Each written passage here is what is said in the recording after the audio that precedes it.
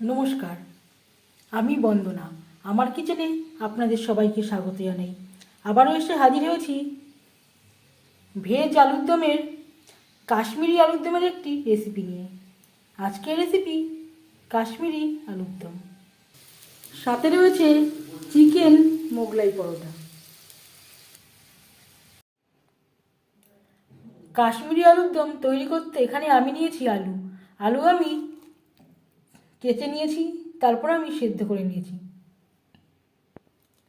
আর নিয়েছি ছোট চায়ের কাপের 1 কাপ চিনেবাদাম, ড্রাই রোস্ট করে নেওয়ার পরে দুধের মধ্যে আমি ভিজিয়ে রেখেছি। এটা আমি বেটে নেব। আর লাগছে রসুন, আদা, 3টে টমেটো, 3-4টে পেঁয়াজ, 4-5টা কাঁচা লঙ্কা। এর একটা পেস্ট আমি তৈরি করে নেব। মশলা আমি বেটে নিয়েছি। 3 চামচ সরষের তেল গরম করে নিয়েছি। ফোড়নে দিয়ে দিলাম 5 ফোড়ন। আমি যেন এটা সরষের তেলে করছি, আপনারা চাইলে যে কোনো কুকিং অয়েলে করতে পারেন।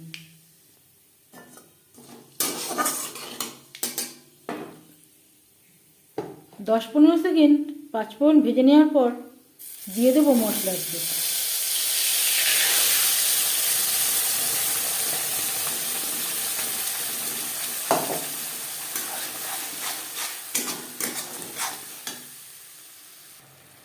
দু 3 মিনিট নাড়াচাড়া করে নেওয়ার পর দিয়ে দিলাম 1 চামচ ভাজা ধনের গুঁড়ো, 1/2 চামচ লাল লঙ্কার গুঁড়ো।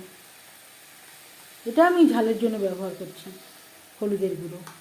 আলু আমি আর আগে ভাজলাম না, আপনারা চাইলে আলু আগে একবার ভেজে নিতে পারেন।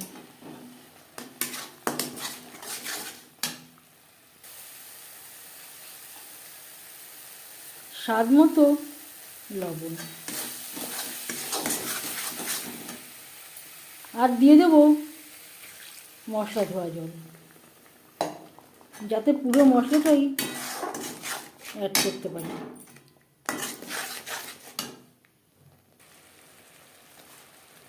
তিন 4 মিনিট মশলা কষিয়ে নেওয়ার পর দিয়ে দিলাম আলু। মশলার সাথে আলু বেশ ভালো করে মিক্স করে দেওয়ার পর 3-4 মিনিট রান্না করে নেব। মশলার সাথে আলু 4-5 মিনিট নাড়াচাড়া করে নেওয়ার পর দিয়ে দেব দুধ আর চিনেবাদামের পেস্ট। আমি এখানে চিনেবাদাম ব্যবহার করলাম, যেহেতু আমি কম খরচে তৈরি করব। আপনারা চাইলে কাজু, কিশমিশ, চারমগজ আপনাদের ইচ্ছে অনুযায়ী অন্য যে কোনো ড্রাই ফ্রুটস অ্যাড করতে পারেন। আমি দুধের ব্যবহার করলাম, এর পরিবর্তে আপনারা টক দইয়েরও ব্যবহার করতে পারেন। যেহেতু আমি টমেটোর ব্যবহার করেছি, তাই আমি আর টক দই ব্যবহার করছি না। আর দিয়ে দেব মিক্সচারের জারটা ধুয়ে জল। হাই টু মিডিয়াম ফ্লেমে 3-4 মিনিট নাড়াচাড়া করে দেব।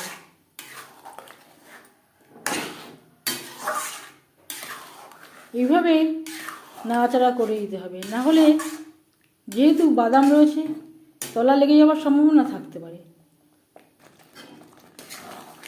4-5 মিনিট রান্না করে নেওয়ার পর দিয়ে দেব জল। এই আলুর দমে একটু মাখামাখাই ভালো লাগে। 3-4 মিনিট রান্না করে নেব।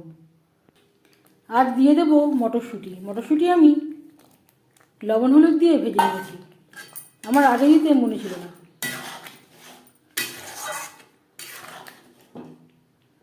এবার যাচ্ছি ফাইনাল স্টেপে। সবশেষে দিয়ে দেবো ড্রাই রোস্ট করে রাখা কাসুরি মেথি, আর দিয়ে দেব 1/2 চামচ গরম মশলা পাউডার। কাসুরি মেথি ও গরম মশলা পাউডার গ্রেভির সাথে বেশ ভালো করে মিক্সড করে দেব। 1-2 মিনিট রান্না করে নেওয়ার পর গ্যাসের ফ্লেমটা বন্ধ করে দেব। 5 মিনিট ঢেকে স্ট্যান্ডিং টাইমে রাখব। এবার যাচ্ছি সার্ভ করার প্রসেসে। 10 মিনিট আমি স্ট্যান্ডিং টাইমে রেখে দিয়েছিলাম।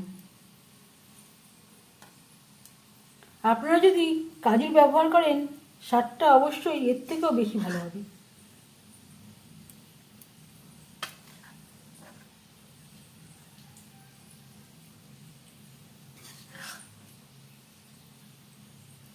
আলুর দম আমরা প্রায় তৈরি করে থাকি, তবে এভাবে বানালে এর স্বাদ হবে অন্যরকম।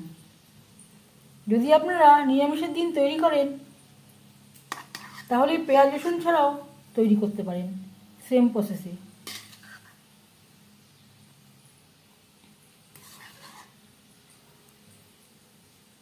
আপনারা সবাই অনেক অনেক ভালো থাকবেন। এই ভিডিওটি দেখার জন্য ধন্যবাদ।